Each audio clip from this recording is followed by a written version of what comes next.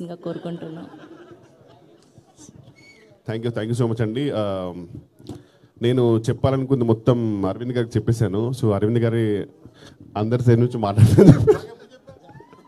అబ్బా.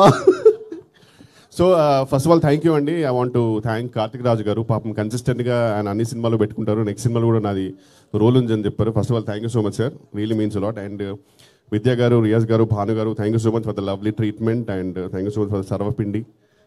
You really it was fantastic. And Srivishnu గారికి thank you so much sir. నిజంగా మొత్తం మిగతా అంతా ప్రీ రిలీజ్లో మారదాం, కొంచెం హరి ఉంది.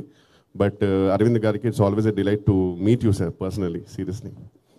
అండ్ మీ అందరికి తెలుసు మనకి కొన్ని ఈ నగరానికి ఏమైంది అండ్ ఆరెంజ్ ఇలాంటి కొన్ని సినిమాల కల్ట్ ఫాలోయింగ్ ఉంటుంది. వాళ్ళందరూ బయటపడరు, ఓన్లీ ఆ సినిమాలు వచ్చిన మాత్రం కలెక్షన్ పెడుతుంటారు. అలాంటి కల్ట్ ఫాలోయింగ్ ఉన్న హీరోయిన్ కేతిక శర్మ గారు.